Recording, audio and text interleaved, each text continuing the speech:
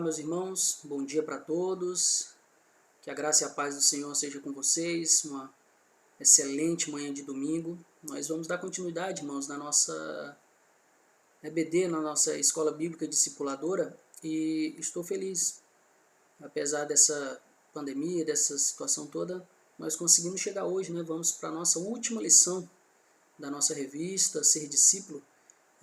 Vamos estudar a lição de número 13, vamos falar sobre alguns aspectos relevantes, né, e práticos da vida do discípulo. Domingo passado você já teve essa primeira parte falando sobre alguns aspectos relevantes, o irmão Bruno ministrou essa aula, e hoje nós vamos finalizar, né, essa revista aí, foram 13 lições. Se você que é aluno da EBD perdeu alguma, acessa aí a nossa página no YouTube, todas as aulas estão aí para você meditar, você aprender, tá bom? Então eu estou muito feliz e que será não a nossa última aula, tá? Porque no próximo domingo nós vamos fazer algo diferente, mas no final da lição eu explico para você. Então não sai daí, fica até o final que a gente vai falar um pouquinho como que será no próximo domingo. E essa aqui, se você já está com curiosidade, essa aqui vai ser a nossa nova revista que nós vamos estudar no nosso segundo semestre, tá bom? Como eu já havia comentado com vocês, a gente está seguindo aí uma trilha de estudos aí sobre discipulado. Então a primeira foi ser discípulo e essa segunda é viver como discípulo, tá bom? Então essa é a segunda revista, eu tenho ela aqui em mãos, ó, já estou com a minha revista aqui, ó. Você já pode ver aí uma revista que também vai abençoar as nossas vidas. E aqui ela vai tratar de temas muito práticos para a nossa vida, né? A vida do discípulo. Nessa primeira revista que nós estamos finalizando, nós falamos muito temas teológicos e realmente falando um pouco do ser de Deus, o que é ser discípulo, fundamentando, né? Fortalecendo as nossas bases teológicas. E nessa segunda revista nós vamos falar sobre o viver como discípulo. E as aulas aqui, por exemplo, o chamado primordial de Jesus, alvos do chamado primordial e a disciplina do discípulo, vai falar sobre o relacionamento discipulador, né, discípulo e discipulador, características do discipulador, os elementos que acontecem no relacionamento discipulador, vivendo como multiplicador, qualidades e desafios de um multiplicador, estratégias de um multiplicador, a importância do PGM, dos pequenos grupos multiplicadores. Então, aqui 13 lições também que vão nos abençoar durante o nosso segundo semestre de 2020. Amém? Então a gente vai dar início à nossa aula de hoje. Vamos dar início, a gente sempre tem buscado fazer uma oração antes, mas também fazer uma meditação, uma reflexão rápida, para nós termos uma oração com propósito. E como nós estamos aqui falando sobre ser discípulo, né, e algumas características ou aspectos relevantes, medite aqui, leia comigo nessa primeira parte aqui, que a primeira frase é uma frase bem interessante, quando diz assim: Deus é um Deus carregador. Interessante, né? Quando eu li também, eu parei um pedaço e nem quis continuar o resto, eu só fiquei aqui nessa primeira frase, meditando, pensando um pouco, e ele diz assim: Deus é um Deus carregador. Aí depois ele continua: o Filho de Deus tomou sobre si nossa carne e por isso suportou a cruz, suportou todos os nossos pecados e por seu carregar trouxe a reconciliação. Você viu que eu grifei aí, né, 3 palavrinhas: ele tomou, ele suportou, depois mais embaixo fala suportou de novo, depois carregar. Por isso que ele fala que Deus é um Deus carregador. E ele continua falando: da mesma forma, o discípulo, da mesma forma, do mesmo jeito, o discípulo está chamado a levar fardos. Então ele vai dizer: ser cristão consiste em levar fardos. Como Cristo manteve a comunhão com o Pai levando fardos, assim também carregar fardos é, para o discípulo, comunhão com Cristo. Talvez você esteja pensando: olha, quando eu entreguei a minha vida a Jesus, foi justamente para deixar de levar peso ou levar algum fardo, e agora você está dizendo que ser discípulo ou ser cristão consiste em levar fardos? Mas a gente vai ver que sim. Ser discípulo consiste sim em levar fardos, mas um fardo bem diferente daquilo que o mundo colocava sobre nós, que o pecado colocava sobre a nossa vida. Tá? Então o ser humano pode livrar-se do fardo que lhe é imposto, mas assim procedendo, ele não se liberta propriamente do fardo. Antes, passa a levar um fardo ainda mais pesado, mais insuportável. Leva, por livre escolha, o jugo de si mesmo. Não tem um jugo mais pesado do que o jugo de si mesmo. É o jugo de si mesmo, meu irmão.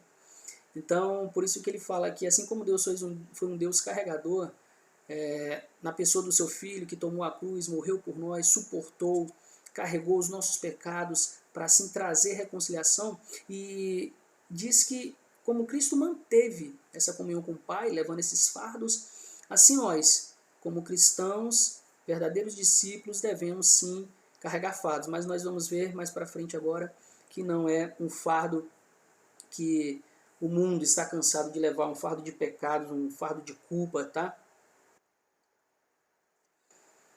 E eu coloquei essas figuras aqui, não sei se você conhece que figura é essa, mas isso aqui é a figura de um jugo. E o jugo, ele é um instrumento de madeira bem simples, você pode observar, é um instrumento de madeira simples e ele é feito para, vamos dizer assim, aliviar a carga tanto de um animal, como também pessoas, né, carregavam pesos com o jugo. Então essa é a figura do jugo.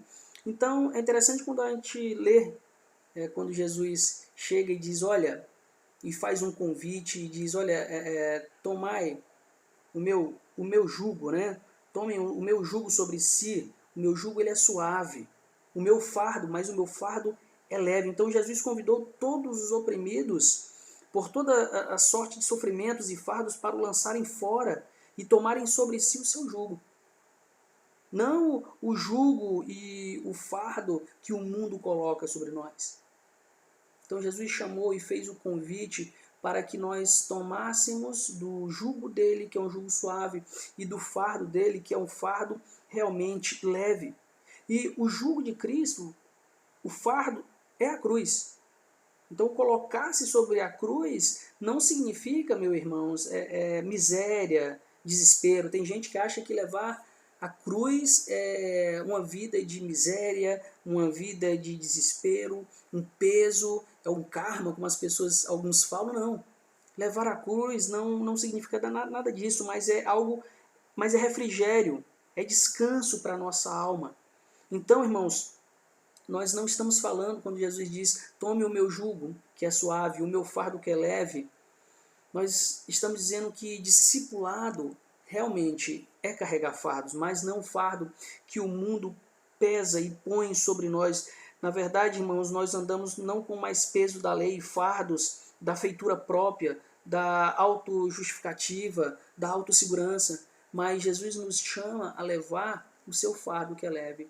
E é interessante que com esse jugo, Jesus fala assim, olha, tomai o meu jugo.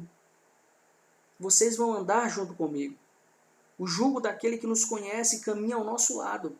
Jesus não nos manda tomar um jugo e caminharmos sozinho, não. Mas o jugo que já é suave, o fardo que é leve, Jesus ele está ao nosso lado, na nossa caminhada, levando esse mesmo jugo, onde nós temos certeza da aproximação, do relacionamento, da comunhão com Ele. Então, irmãos, esse aqui é a figura do jugo. E antigamente os religiosos, eles colocavam muito jugo em cima da população, porque eles eram homens estudiosos da lei, religiosos, e colocavam tantos jugos, não entravam no reino do céu e nem deixavam as pessoas entrar. De tantas leis, de tantas observações de lei, mas Jesus faz o convite e somente Jesus, que é manso e humilde de coração, é que pode fazer esse convite.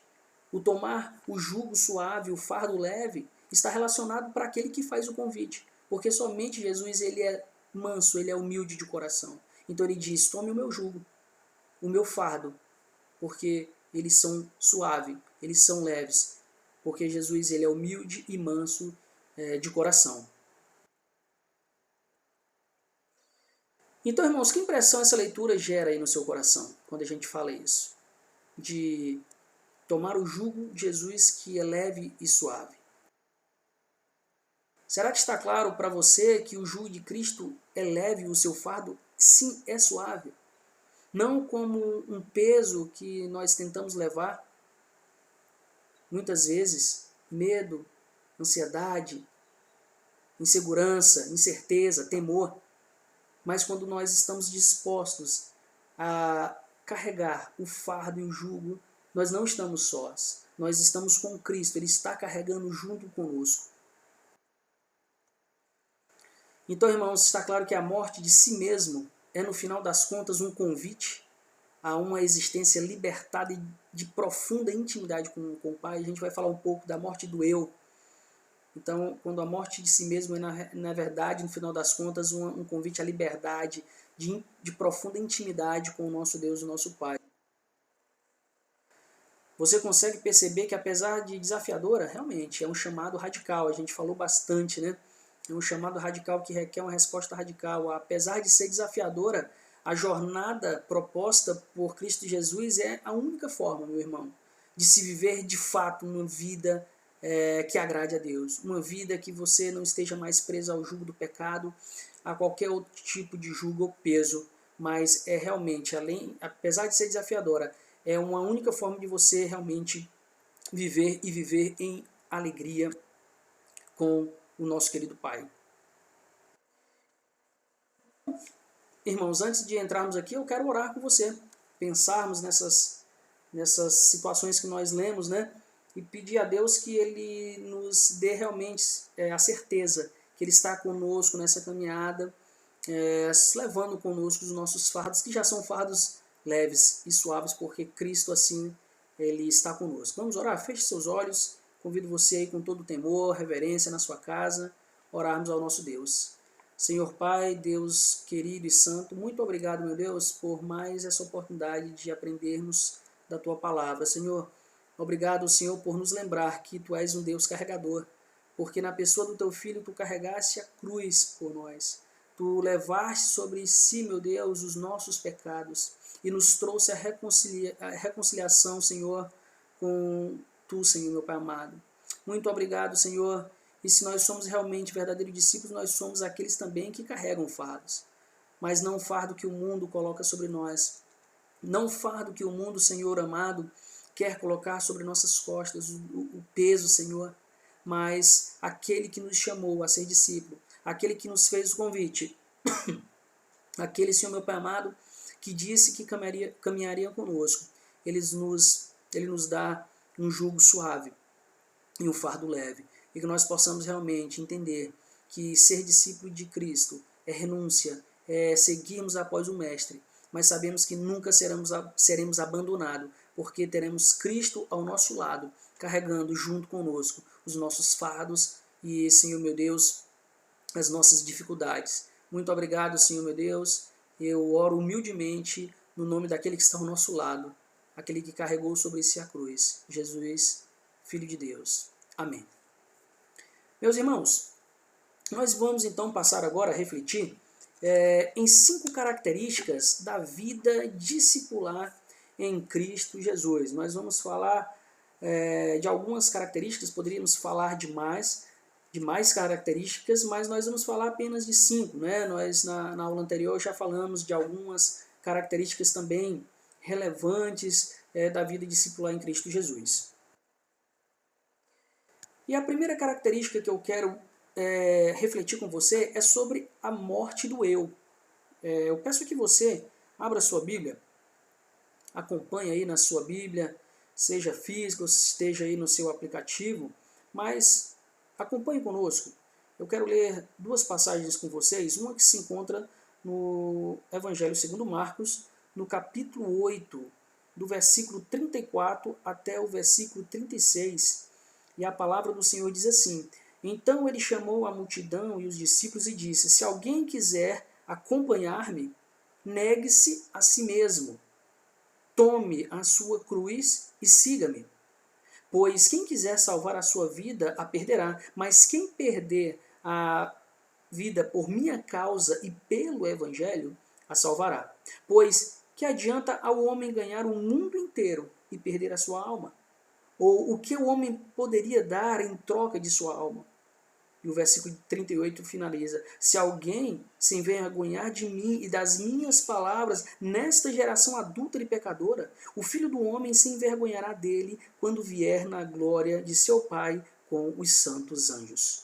Amém? E o outro texto é Gálatas, livro do apóstolo Paulo escrevendo aos Gálatas, no capítulo 2, versículo 20, um versículo muito conhecido que diz: fui crucificado com Cristo, assim, já não sou eu quem vive, mas Cristo vive em mim. A vida que agora vivo no corpo, vivo-a pela fé no Filho de Deus, que me amou e se entregou por mim. Amém?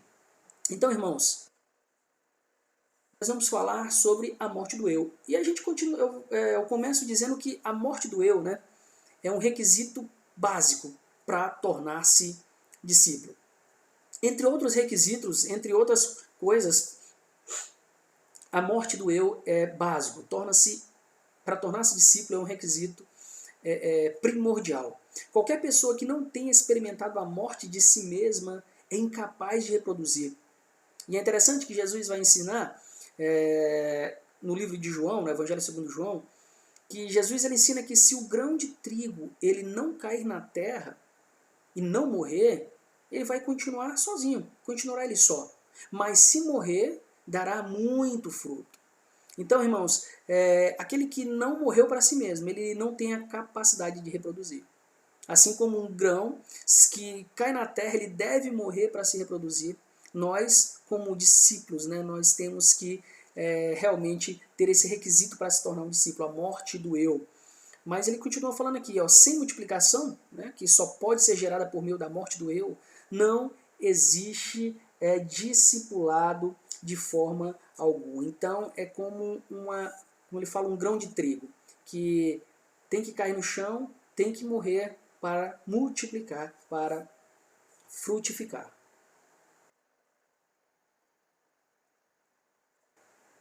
Então, irmãos, se nós desejarmos o real discipulado, nós deveremos sentenciar a morte, nós devemos então rejeitar de forma radical todo o mal. Irmãos, como nós comentamos em alguma aula passada, por nós termos o novo nascimento em Cristo Jesus, isso não quer dizer que eu não peque, isso não quer dizer que o pecado está diariamente me assediando e eu tenho que mortificar a minha carne. Então, se nós desejamos realmente o real discipulado, nós devemos então sentenciar a morte, rejeitar todo o mal, e isso de forma radical, tá bom? Se estivermos dispostos a rejeitar o mal, nós viveremos. Então a única forma de vivermos a plenitude da vida é morrer, é sentenciar a morte, é crucificar o falso eu.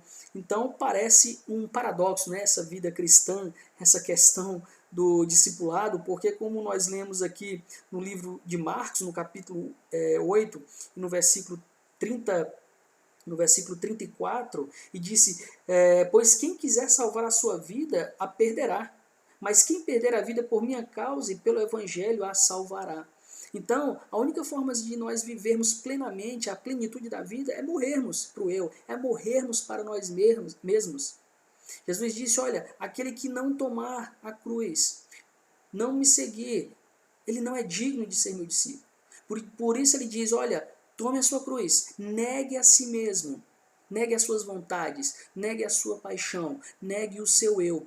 Negue tudo aquilo que quer te dominar, que quer continuar vivendo na sua carne para não glorificar a Deus. Tudo isso você tem que mortificar. Então, irmãos, a única possibilidade de renúncia e morte do eu acontece pelo poder do Espírito Santo.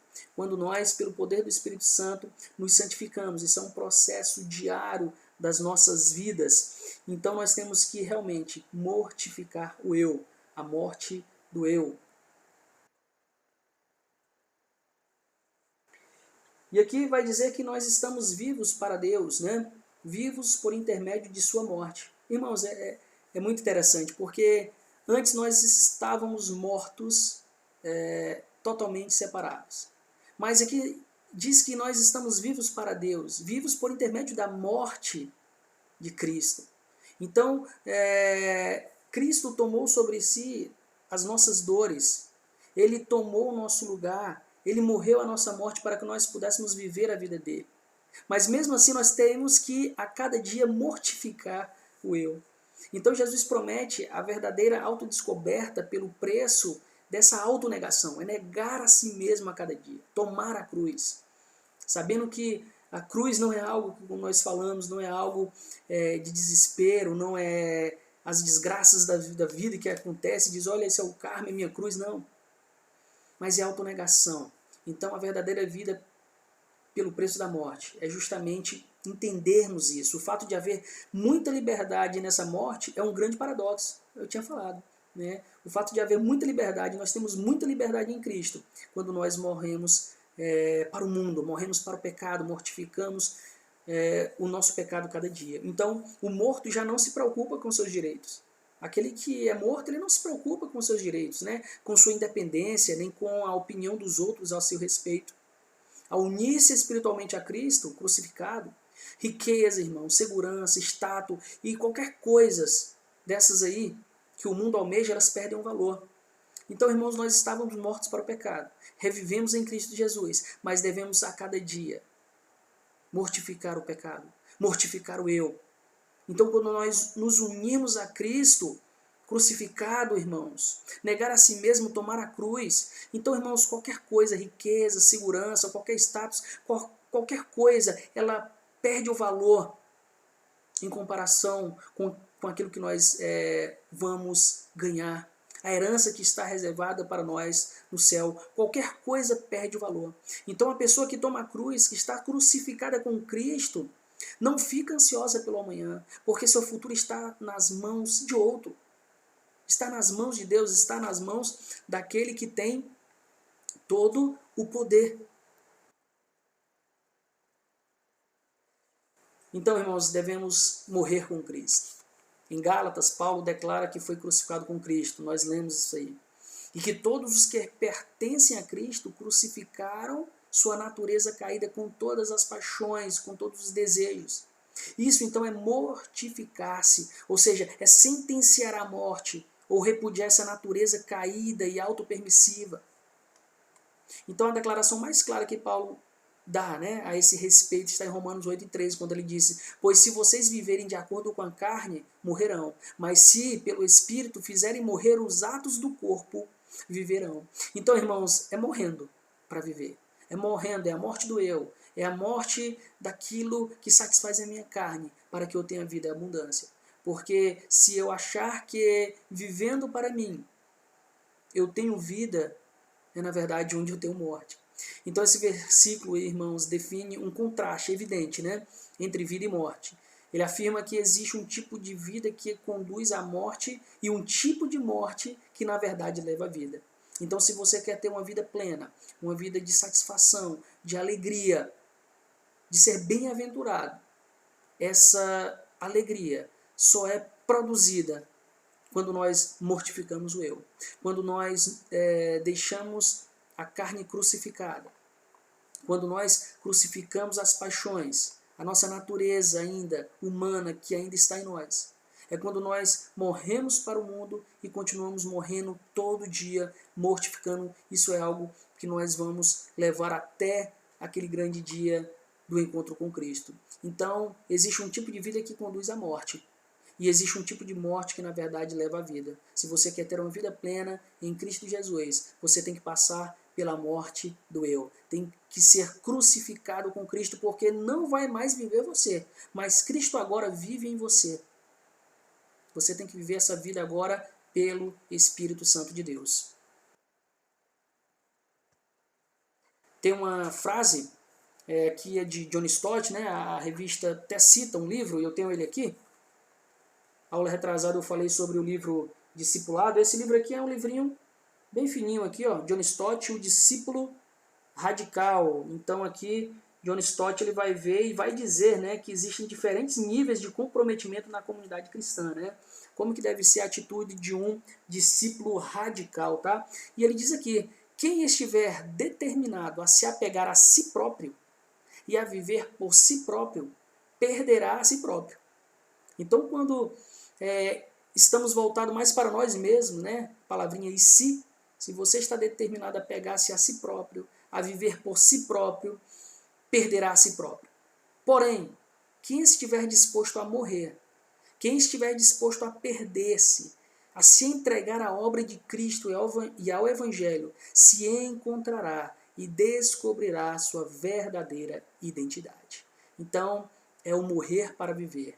É aquela semente de trigo que tem que morrer para dar muito fruto. Assim, é a primeira característica que a gente reflete, a morte do eu. Algo primordial para a vida do cristão é crucificar a própria carne, a morte do eu. E a segunda característica, irmãos, é a obediência, né? O cristão, mais do que aprender o ABCD, ele tem que aprender aqui, olha, o obedecer. A obediência é uma das características também que nós vamos ver de um verdadeiro discípulo. Eu quero que você abra a sua Bíblia no Evangelho segundo João. A gente vai ler apenas um versículo, é o capítulo 14 e o versículo 15, que vai dizer assim: se vocês me amam, obedecerão aos meus mandamentos. Então, irmãos, assim como a morte do eu é o primeiro requisito, uma característica de um discípulo, a obediência é o primeiro distintivo de um discípulo radical, de um discípulo verdadeiro. Nós devemos obedecer a Deus porque Ele, irmãos, é o Senhor soberano do universo. Ele reina, Ele domina. E a nossa obediência é a única resposta aceitável que nós poderíamos dar diante dEle, de quem Ele é. Jesus disse, né, lendo mais uma vez João 14,15, se vocês me amam, obedecerão aos meus mandamentos. Mas aqui eu quero abrir um parênteses. Nós não obedecemos como uma obediência para obtermos algo. Nós não obedecemos como um legalismo para obtermos a salvação. Mas nós poderíamos inverter essa situação. Nós obedecemos ao Senhor porque o amor que nós temos por Ele nos impulsiona. Nós já somos filhos, já somos novas criaturas. Então, o amor que nós temos pelo nosso Pai, pela filiação que nós temos, pela identidade que nós temos, é esse amor que nos impulsiona a obedecer aos seus mandamentos. Nós não obedecemos seus mandamentos simplesmente para cumprir tabela. Porque se nós não obedecermos, nós vamos ser castigados. Porque se nós não obedecermos, Deus vai ficar irado conosco. Não. O que nos impulsiona a obedecer já é o amor que tem dentro de nós pelo nosso Pai. Então, somente os que obedecem à palavra de Deus demonstram esse amor a Ele. Nós demonstramos o nosso amor ao nosso Pai quando nós obedecemos a Ele. O seu amor por Cristo fez com que você obedecesse a ordem dele de arrepender-se e segui-lo. Você se arrependeu, você creu e você seguiu. O seu batismo, que ilustrou a morte de si mesmo, né? E a entronização de Cristo como o Senhor da sua vida, foi mais um passo de obediência que você deu. A vida cristã, em suma, irmãos, é uma peregrinação contínua de obediência. Você deu um passo de fé quando você recebeu a Cristo e entregou a sua vida para Ele. Mas a gente viu que o discipulado ele não é simplesmente o primeiro passo, mas é uma série de passos, é uma peregrinação contínua, e isso envolve, que é o primeiro distintivo do discípulo, que é a obediência. Mas não obedecer só porque nós queremos cumprir regras, mas é porque o amor a Deus, o amor ao nosso Pai nos impulsiona a obedecer. E aqui na revista, o autor ele vai dar duas ilustrações sobre essa questão da obediência, tá, irmãos? Então, obedecer é comprometer-se, né? É ligar-se a uma pessoa. Então, há um ideal, é um alvo, quando você está comprometido, aliançado para obedecer. Então, não importa as circunstâncias. Então, a maioria dos cristãos, né, quer, vamos dizer assim, obedecer a palavra de Deus, mas querer nem sempre é o suficiente, né? Querer é uma emoção, e essa emoção oscila, né? Oscila com os sentimentos, mas a vontade do discípulo ela é capacitada pelo Espírito Santo para obedecer, né? Somente a capacitação do Espírito Santo ela pode vencer realmente os sentimentos e levá-lo a agir conforme seu compromisso realmente é assumido com Cristo. Então, quando há conflito entre a palavra de Deus e o sentimento, o discípulo deve resolver fazer o que Deus ordena, ou seja, o discípulo deve obedecer. Então, aqui na revista, nós vamos ter duas ilustrações. A primeira se encontra no livro de Lucas, no capítulo 10, do versículo 25 a 29. Eu coloquei aqui, você pode acompanhar aqui na tela, que diz assim: certa ocasião, um perito na lei levantou-se para pôr Jesus à prova e lhe perguntou: mestre, o que preciso fazer para herdar a vida eterna? O que está escrito na lei? Respondeu Jesus. Como você a lê? Ele respondeu: ame o Senhor, o seu Deus, de todo o seu coração, de toda a sua alma, de todas as suas forças e de todo o seu entendimento. E ame o seu próximo como a si mesmo. Disse Jesus: você respondeu corretamente. Faça isso e viverá. Mas ele, querendo justificar-se, perguntou a Jesus: e quem é o meu próximo? Quem é o meu próximo? Então, irmãos, a pergunta, que esse homem aí, que esse perito na lei, ele vai tentar pôr Jesus à prova, e a pergunta que esse homem fala, o que preciso fazer, foi o primeiro logro aí que ele teve, decepção. Porque a resposta é bem clara, obedece ao mandamento que você já conhece. Ele chegou até Jesus e dizendo: olha, mestre, o que eu preciso fazer para herdar a vida eterna? E ele vai dizer, Jesus pergunta, o que está escrito na lei, como você a lei, e ele vai dizer: olha, eu tenho que amar o Senhor de todo o meu coração, toda a alma, tudo, amar o próximo como a si mesmo. E a resposta, o que eu preciso fazer, é bem simples, obedece ao mandamento que você já está falando, que você conhece. Não fique perguntando, não fique questionando o que fazer, simplesmente age. Era isso que Cristo está falando para ele: age. Você está respondendo para mim tudo que você já sabe, mas você não está fazendo. Você tem que agir. E a pergunta que ele faz, quem é o meu próximo, tentando justificar-se, é a pergunta do desespero, ou da autossegurança, com que se justifica a desobediência. Essa pergunta, quem é o meu próximo, era essa pergunta do desespero que se justificava a desobediência daquele homem. A resposta a essa pergunta é: tu mesmo és o próximo. Em vez de você ficar perguntando quem é o meu próximo, age como próximo. Vai e ser obediente no amor atuante. Não adianta simplesmente você saber, ter conhecimento, como você falou, e não agir, e não obedecer. Então vai ser obediente no amor atuante. E ele continua falando aqui: ser próximo não é mera qualidade do outro, mas é o direito que o outro tem sobre mim. Mais uma vez vou ler: ser próximo não é mera qualidade do outro. Olhar como ele estava olhando e dizer quem é o meu próximo para tentar justificar-se, mas é o direito que o outro tem sobre mim. A todo momento, em cada situação, irmãos, é a mim que se exige a ação e obediência. Ele estava querendo se justificar e perguntando quem que é o meu próximo, mas Jesus falou: quem é o próximo? Tu mesmo é o próximo. Age. Age, vai ser obediente no amor atuante. Em cada situação, em cada momento, é a mim mesmo que se exige a ação e obediência. Não é daquela pessoa.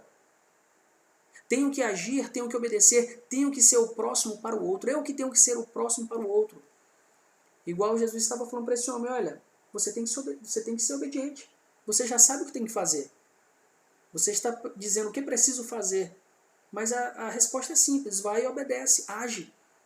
Não fica só olhando e se questionando, tentando justificar sua desobediência, perguntando quem é o próximo, mas vai ser obediente no amor atuante, tu mesmo é o próximo. Ser próximo não é a mera qualidade de outra pessoa, mas é o direito que ele tem sobre mim. Então, isso tudo resume: vai e age, vai e obedece. Não fica tentando se justificar. E a outra ilustração que ele usa aqui é de um jovem conhecido, que está lá, Mateus capítulo 19, versículo 16, eu projetei aqui para você, que está assim: eis que alguém se aproximou de Jesus e lhe perguntou: mestre, que farei de bom para ter a vida eterna? Respondeu-lhe Jesus: por que você me pergunta sobre o que é bom? Há somente um que é bom. Se você quer entrar na vida, obedeça aos mandamentos. Quais? Perguntou ele. Jesus respondeu: não matarás, não adulterarás, não furtarás, não darás falso testemunho, honra teu pai e tua mãe, e amarás o teu próximo como a ti mesmo. Disse-lhe o jovem: a tudo isso tenho obedecido. O que me falta ainda? Jesus então responde: se você quer ser perfeito, vá, venda os seus bens e dê o dinheiro aos pobres, e você terá um tesouro no céu. E aqui vem o nosso comentário, né? Que vai dizer que a única resposta ao problema daquele conflito ético é o mandamento de Deus e, portanto, o imperativo de pôr termo às discussões e obedecer de vez. Vou ler mais uma vez. Fala assim: a única resposta ao problema do conflito ético é o mandamento de Deus e, portanto, o imperativo de pôr termo, de acabar, colocar um fim às discussões e obedecer de uma vez.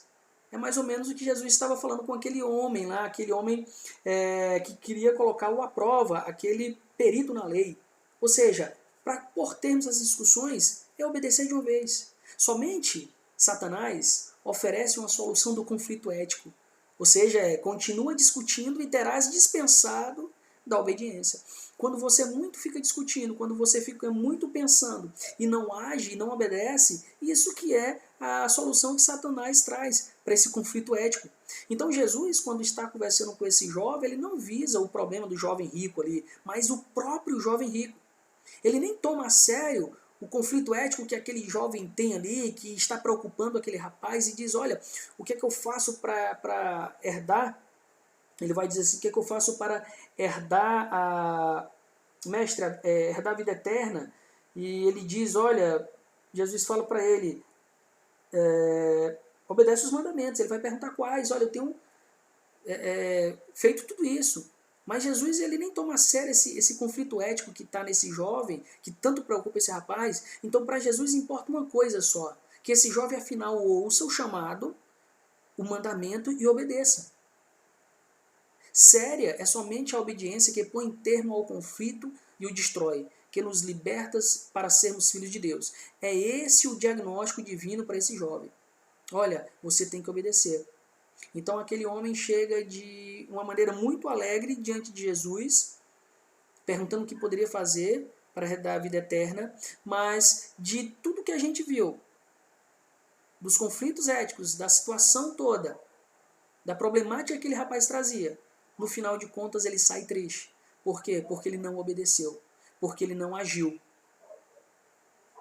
Amém? Vamos agora, irmãos, para a nossa terceira característica, o nosso terceiro aspecto, né? Que é a oração. Eu quero ler alguns textos com você que está aí aparecendo, essas referências.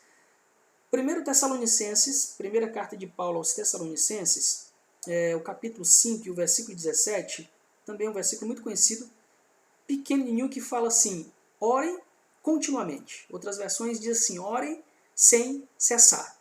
Mateus capítulo 6 e versículo 6, Mateus capítulo 6 e o versículo 6 vai dizer assim: mas quando você orar, vá para seu quarto, feche a porta e ore a seu pai, que está no secreto. Então seu pai, que vê no secreto, o recompensará. Quero ler ainda mais duas referências aqui, uma que está lá no livro, na carta aos Hebreus, no capítulo 4 e no versículo 16, que diz assim: assim sendo, aproxima-nos do trono da graça com toda a confiança, a fim de recebermos misericórdia e encontrarmos graça que nos ajude no momento da necessidade. E por fim, Marcos capítulo 6 e o verso 46. Marcos 6 e o verso 46, que diz o seguinte: tendo-a despedido, subiu ao monte para orar. Jesus despede a multidão e vai orar. Então, irmãos, a comunicação em qualquer ocasião, né, é o segredo de todo relacionamento saudável. Aqui vamos falar da oração, mas para qualquer relacionamento, Para qualquer relação, a comunicação é um segredo que vai tornar esse relacionamento saudável. E isso não é diferente conosco no nosso relacionamento com Deus. Então a oração ela é vital para o discípulo. Eu tenho 4 características aqui de como nós podemos nos chegar a Deus em oração. Então, se é algo vital, se é algo primordial para a vida do discípulo, é estar em oração. Orar sem cessar. Estarmos em oração constante, assim como Cristo. Ele sempre estava orando. Nas decisões que ele tinha a tomar, Jesus orou e nos deixou exemplo. Então, primeira característica que eu quero meditar aqui com vocês, importante, que devem ser notadas, é, por exemplo, o louvor. Irmãos, a oração é antes de tudo, antes de mais nada, o meu de você, discípulo, adorar e honrar a Deus. Hoje em dia as pessoas têm tantos problemas, tantas dificuldades, que a primeira coisa que às vezes faz é pedir. Não estou dizendo que às vezes você está numa situação passando por algo tremendo, que às vezes você precisa clamar, interceder por alguém, e a sua comunicação com Deus, a sua oração vai ser um pedido, claro. Mas o padrão é que nós deveríamos louvar a Deus. É um momento de bendizer. Louvar quer dizer dizer bem, falar bem de alguém. Então a oração é antes de tudo um meio para nós, como discípulos, adorar, louvar, honrar a Deus por tudo o que Ele é. Deus criador, Deus sustentador, Deus provedor, Deus que reina, que domina.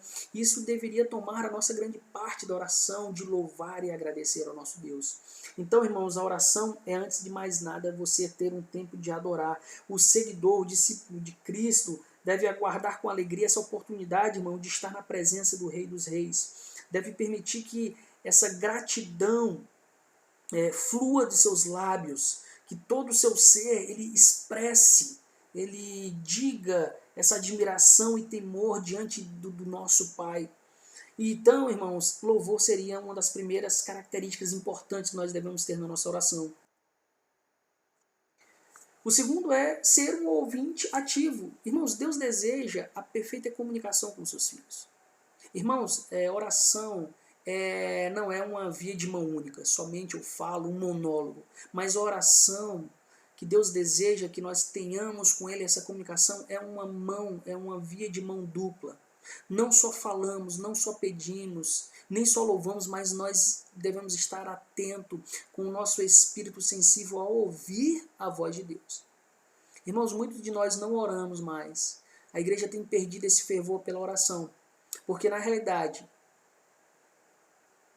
nós não acreditamos que Deus ouve as nossas orações, ou que, pior ainda, há alguém poderoso, divino, um Deus poderoso para ouvir as nossas orações. Talvez muitas pessoas achem que orar é coisa de louco, orar é algo sem sentido.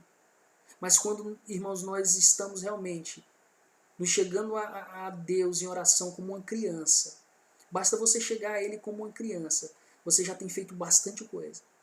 Então, irmãos, é estar com os ouvidos atentos à voz de Deus, porque Deus deseja que essa oração não seja só um monólogo, mas que você esteja atento, ouvindo a sua voz, ouvindo a voz do Espírito Santo. Então Deus deseja que haja essa comunicação com seus filhos.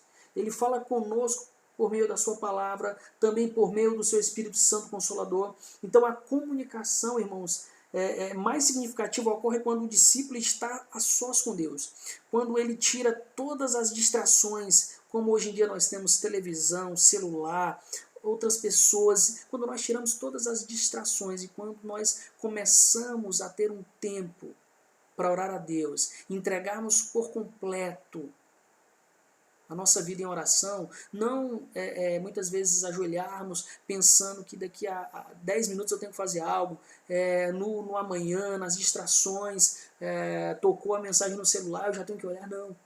Mas quando eu parar comigo e realmente estar atento para estar um tempo a sós com Deus, nós vamos realmente ouvirmos a voz do Senhor e o que Ele quer para nossas vidas quando nós nos entregarmos, aprendermos, irmãos, a realmente estarmos em oração. Segundo aspecto aqui, irmãos, é a constância. A intimidade com Deus exige comunicação regular, algo constante. Quando você tem uma amizade, você gosta de estar constantemente falando com aquela pessoa, sabendo como ela está, como foi o seu dia, como foi a semana. Então, oração requer constância. Muitas vezes nós começamos, vira ano novo e nós nos prometemos tantas coisas, prometemos a Deus tantas coisas, que vamos ler a Bíblia, que vamos orar, mas nós não mantemos uma constância. Então, oração, tempo a sós com Deus, devocional, o arroz com feijão, é o dia a dia, é todo dia, você manter essa constância, essa vida de oração, que realmente vai te levar aos pés de Cristo. É ter uma regularidade, irmãos. A intimidade com Deus existe essa comunicação, então, regular, né? A comunicação constante faz com que o nosso coração, a motivação e pensamentos coincidam com os de Deus.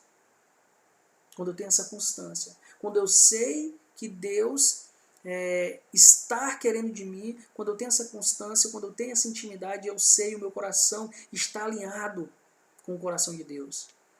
O que eu quero é, na verdade, o que Deus deseja para mim. E um quarto e último aspecto é a sinceridade. A sinceridade, ela estreita os laços e demonstra essa confiança. É chegar sincero. Né? Tem pessoas que dizem que essa palavra sincero vem aí da sem cera. Antigamente tinha aqueles vasos, vasos de barro feito, e as pessoas passavam cera, e essas ceras encobriam as rachaduras que às vezes tinham nesses vasos. As pessoas levavam para casa e com o tempo esses vasos eles quebravam, essas rachaduras quebravam. Então, quando as pessoas iam comprar esses vasos de barro, diziam: olha, eu quero um vaso sem cera. Eu quero um vaso sem cera, porque sem cera eu tenho condição de olhar ele aqui, colocar aqui na luz e conseguir ver se não tem nenhuma rachadura. Então, é sincero. É com o nosso coração sem brechas. Chegar, como fala em Hebreus, eu posso chegar confiante ao trono da graça, com um coração sincero, limpo, que realmente Deus se agrada. Deus, ele já conhece o meu coração, mas é eu demonstrar isso diante de Deus. Então, irmãos, de todas essas disciplinas espirituais, a oração é a principal, irmãos, porque ela nos conduz a essa comunhão perene. É algo que não passa, algo que não acaba. É como um rio, um rio perene, que ele não acaba. Essa é uma das disciplinas espirituais mais importantes. Ele vai dizer que a meditação introduz nessa vida interior, essa vida contemplativa, de olhar, de meditar, essa vida de solitude, um tempo de meditação, nos introduz nessa vida interior. O jejum é um meio que o acompanha. O jejum é muitas vezes negligenciado hoje em dia, mas é o jejum, abster-se um pouco do pão físico para alimentar-se mais do pão espiritual. É um meio que acompanha. E o estudo transforma a nossa mente. O estudo realmente da palavra transforma, mas é a disciplina da oração que nos leva ao agir mais profundo e elevado do espírito humano. É quando nós, humanos, seres humanos, fracos, nos unimos na nossa fraqueza com o poder de Deus. É quando nós nos unimos em fraqueza com aquele que é todo-poderoso. É quando nós nos unimos naquele que pode nos ouvir, aquele que sabe, antes que saia uma palavra da nossa boca, ele já sabe o que nós vamos falar e pedir. E por que nós devemos orar? É porque é como um pai. Muitas vezes eu entendo, já sei o que meu filho quer pedir em certos momentos, mas eu quero que ele chegue. Eu quero que ele chegue com confiança, sincero, sem medo, demonstrando um relacionamento, e diga o que ele quer.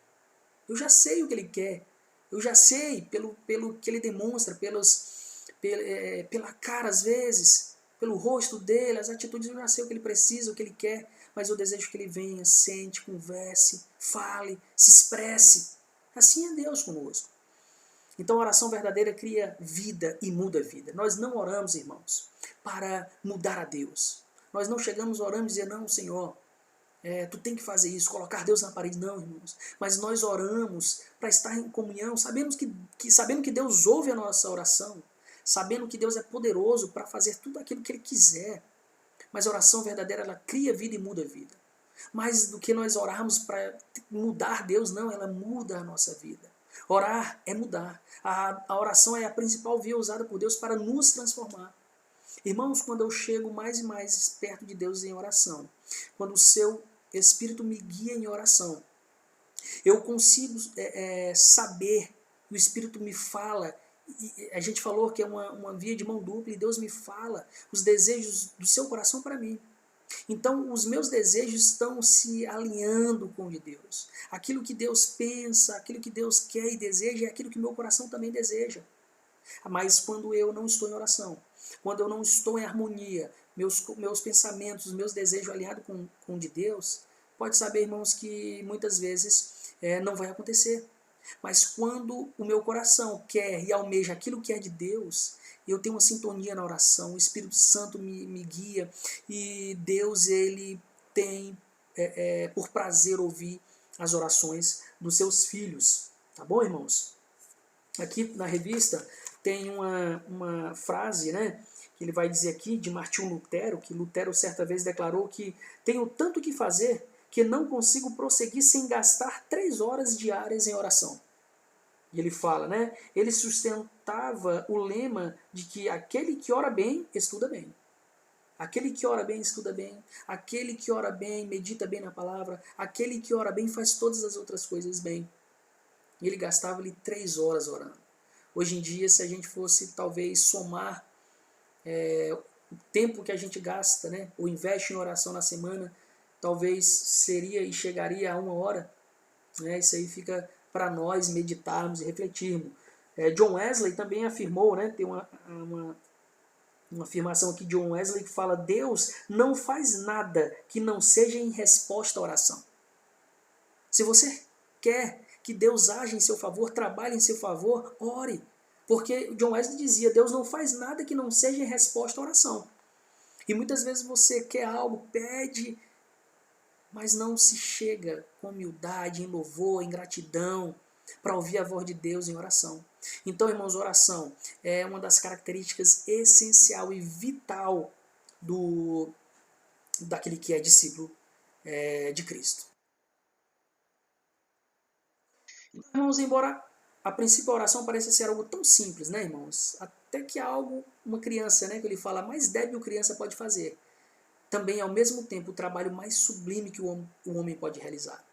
Nós podemos orar, nós podemos falar com o nosso Pai. Ela é a comunhão com Deus invisível e santíssimo. É a compreensão de que os poderes do mundo eterno estão à nossa disposição. É a própria essência da verdadeira religião. É orar, é falar com Deus. É o canal de todas as bênçãos. O segredo do poder e da vida, irmãos, está na oração. É por meio da oração que Deus nos dá o direito de tomar posse de si mesmo e de sua força. É orar, orar sem cessar, orando em todo o tempo.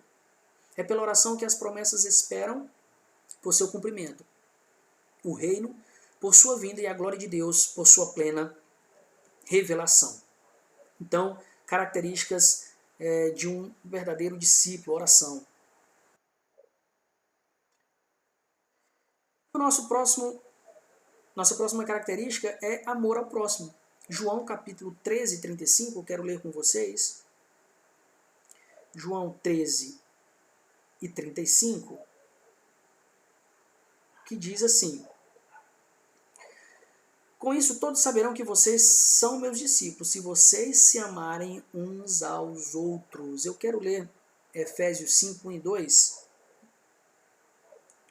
Efésios, capítulo 5, versículo 1 e 2, que diz: portanto, sejam imitadores de Deus como filhos amados, e vivam em amor, como também Cristo nos amou e se entregou por nós como oferta e sacrifício de aroma agradável a Deus. Vivam em amor. Então, irmãos, amar a Deus sem amar o próximo é uma fuga da realidade. E amar o próximo sem amar a Deus é uma pretensão que será frustrada. Então, irmãos, quando nós dizemos que amamos a Deus, mas não amamos o nosso próximo, isso é uma fuga da realidade. Quando nós também dizemos que nós amamos o próximo, mas não amamos a Deus, isso é uma pretensão que será realmente frustrada. Porque 1 João capítulo 4 e 20 diz: como nós vamos amar a Deus se nós não amamos o nosso próximo que nós estamos vendo? Como é que vamos amar a Deus aquele que nós não vemos?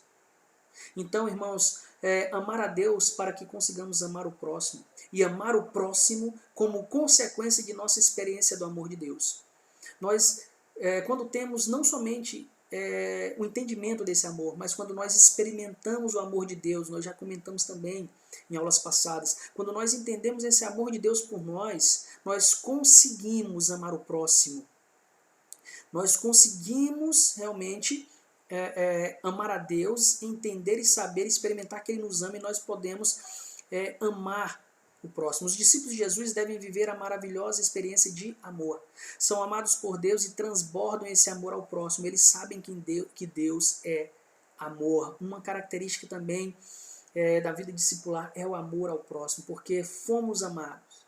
Estávamos mortos e Deus nos amou, entregou o seu Filho por nós. Isso faz que nós olhamos agora para aquele que está sem Cristo. Amar o próximo, entregar-se e estarmos atuantes na vida dessa pessoa. Então, irmãos, para Jesus a verdadeira religião tem a ver com relacionamento de amor. E porque são relacionamentos de amor, são também e necessariamente, irmãos, relacionamento de justiça. São relacionamentos em que a dignidade humana é resgatada, o ser humano, essa dignidade ela é resgatada, ela é restaurada, valorizada e preservada. Porque por mais que aquele que esteja perdido sem Cristo, ele ainda tem, por mais que manchada, ofuscada, mas ele ainda tem a imagem e semelhança de Deus.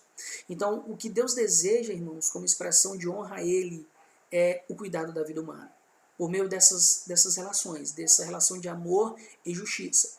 Mas eu quero abrir um parênteses aqui, né?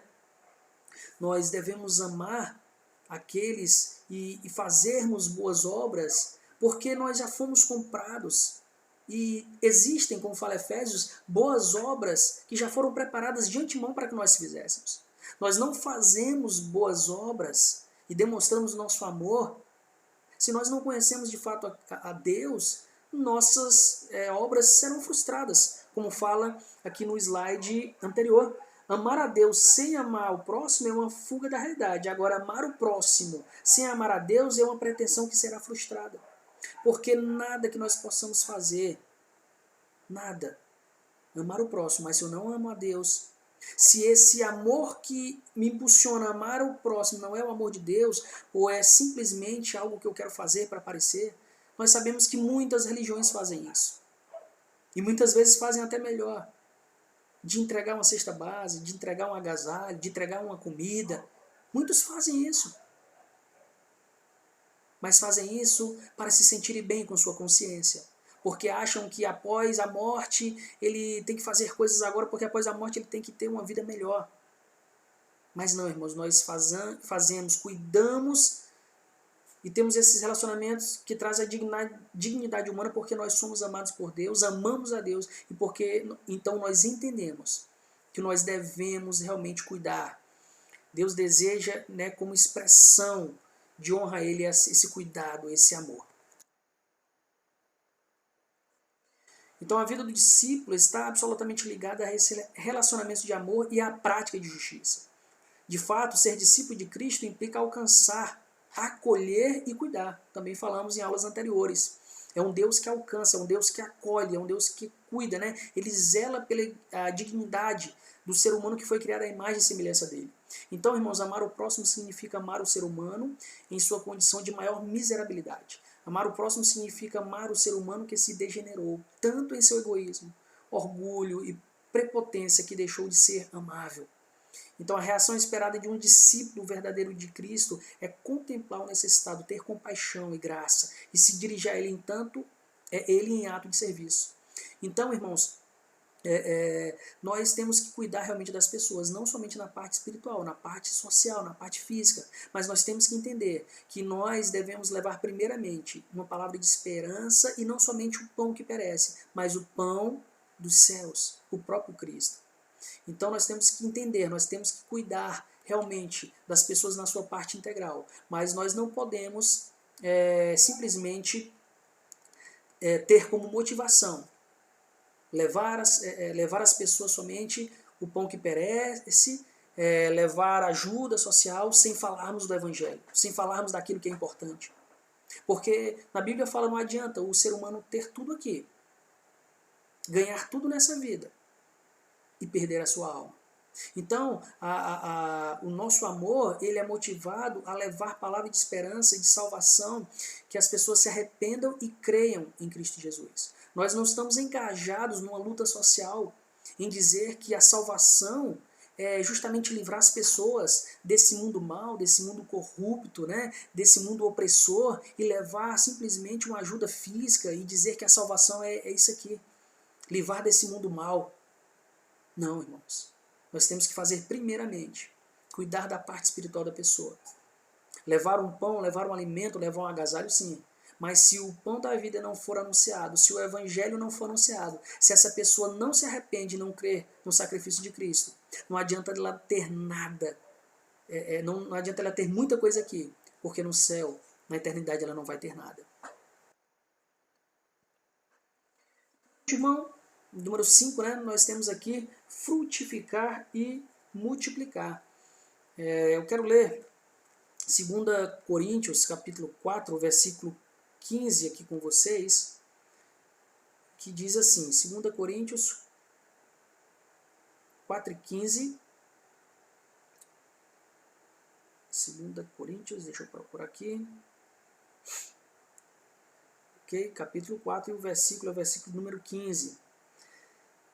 Diz assim, tudo isso é para o bem de vocês, para que a graça que está alcançando um número cada vez maior de pessoas faça que transbordem as ações de graças para a glória de Deus. Mateus 28, uma passagem bem conhecida, e no versículo 19 e 20, Mateus 28, o último livro do Evangelho segundo Mateus, versículo 19 e 20, a grande comissão vai dizer, portanto vão e façam discípulos de todas as nações, batizando em nome do Pai, do Filho e do Espírito Santo, ensinando-os a obedecer a tudo o que eu lhes ordenei, e eu estarei sempre com vocês até o fim dos tempos. Então Cristo fala, portanto vão, ide, façam discípulos, multipliquem, né? Frutifiquem, multipliquem. Então a grande ambição do discípulo é ser igual ao mestre. O seguidor de Jesus quer ser igual a Cristo, quer ser moldado ao caráter de Cristo, quer alcançar a maturidade. Contudo, irmãos, a maioria dos mestres hoje em dia, especialmente no contexto religioso, né, parece desejar que as pessoas, né, permaneçam infantilizadas, fragilizadas, dependentes, totalmente dependentes, né, sempre precisando dessas pessoas, sempre debaixo de sua orientação, sempre debaixo do seu cuidado, né? Então, de modo geral, os mestres religiosos não gostam de conduzir pessoas à maturidade. De modo geral, os mestres querem sempre ficar com aquelas pessoas como fossem crianças, dependendo dele. Não gostam de pessoas que pensam com a própria cabeça, andam com suas próprias pernas, frutifiquem, multipliquem, façam os discípulos, mas sempre quer que fique debaixo das suas asas, debaixo do seu domínio, debaixo da sua orientação. Com Jesus é um mestre totalmente diferente, né? O grande desejo dele é se multiplicar por meio dos seus discípulos. Foi o que nós lemos na grande comissão. Vá, façam discípulos. Quando Jesus chama seus seguidores, entre homens comuns, né? A gente vê os apóstolos, ele sabe que primeiro eles serão o quê? Aprendizes. Ele chama, ele trabalha na vida daqueles homens para que eles sejam imitadores, e aos poucos vão sendo transformados até que ele mesmo, né, Jesus, comece a viver neles e se manifeste por meio deles. Cristo não fez discípulos para ficar ali pro resto da vida, não. Mas Cristo fez discípulos porque Cristo sabia que ele iria para a cruz. E saberia que teria que ter homens que não estavam sempre sendo preparados, mas que deveriam frutificar e multiplicar. Então, na verdade, esse é o desejo do Pai em relação a Jesus e aos seus irmãos, os discípulos, né? Aqueles que seguem Jesus têm a tarefa sagrada de multiplicar discípulos, fazer discípulos, de buscar dentro de cada ser humano, oprimido por suas vontades, a expressão mais verdadeira do seu eu. Então, muito mais do que iniciar as pessoas em uma religião, multiplicar os filhos de Deus é cooperar com Ele para que as pessoas sejam libertas de toda qualquer opressão e escravidão. É multiplicar, irmãos. Isso aqui é a Bíblia que está dizendo. É a grande comissão. Portanto, vão e façam discípulos de todas as nações, batizando-os em nome do Pai, do Filho e do Espírito Santo, ensinando-os a obedecer todas as coisas. E quantos crentes, né, têm ficado salvo, sentado e satisfeito nos seus templos e não têm proposto realmente levar o evangelho, fazer discípulo e cumprir essa grande comissão. Ficam aí na grande omissão, na verdade. O discípulo maduro, irmãos, ele tem de ensinar outros cristãos. Nós temos que os crentes aí, né, irmãos da IBAPA, que vocês estão me ouvindo, né, tem que buscar a maturidade de ensinar outros cristãos, e não somente outros cristãos, mas fazer discípulo, né, buscar uma vida aí que agrade a Deus, equipando-os para treinar e outros ensinarem a outros. Nenhuma pessoa é um fim em si mesma. Todo discípulo faz parte de um processo. Você prega a palavra do Senhor, estabelece um relacionamento discipulador com aquela pessoa, e aquela pessoa tem que crescer, tem que multiplicar, tem que frutificar também. Então todo discípulo faz parte de um processo, do método escolhido por Deus para expandir o seu reino, por meio da multiplicação. Sabemos disso porque Cristo fez discípulo e ordenou-lhes que fizessem discípulo. Nós vemos isso na grande comissão, ele mandou, é um mandamento aí. E de fazer discípulos, né? Jesus optou pelo discipulado, ele treinou pessoalmente um pequeno grupo de homens e equipou-os para que treinassem outros, para que ensinassem outros. Ele ordenou a seus discípulos que fossem multiplicadores. O discipulado é o único meio de produzir tanto a quantidade como a qualidade, tá, irmão? Não é só quantidade sem qualidade, mas também só buscar qualidade e não ter quantidade. Mas o discipulado é o único meio de produzir tanto quantidade quanto a qualidade que Deus deseja dos seus filhos. Então, irmãos, não adianta nada se nós morrermos para nós mesmos, obedecermos, orarmos, amarmos, mas não frutificarmos e multiplicarmos. Não fazer o id de Jesus. Amar as pessoas. Ter compaixão e graça para levar o evangelho. Fazer discípulo, multiplicar, frutificar. E assim, irmãos, eu quero finalizar, terminar aqui, concluir. E a gente pode resumir o que a gente aprendeu, não somente nesta aula 13, né, mas nessa revista inteira aqui, neste curso, da seguinte forma. A partir de nosso chamado para seguir Cristo, fomos levados à adoração pelo reconhecimento de quem é aquele que nos chamou. Irmãos, nós somos adoradores. Também somos discípulos, então a missão que nos foi designada é esta, frutificar através do amor. É alcançar, é acolher, é cuidar. Nós somos frutíferos, somos desafiados, irmãos, a multiplicar discípulos, a fim de que eles também apontem a salvação em Cristo a outras pessoas, a fim de que elas sejam seguidoras de Cristo. Nós somos multiplicadores, sei que a gente tem que ter essa visão, nós somos multiplicadores, todos nós, como humanidade redimida, né, comprada, somos também convocados a intervir sobre a terra, ao redimir a cultura e a criação sob a perspectiva do reino, que já está aqui, mas cuja consumação está ainda para acontecer.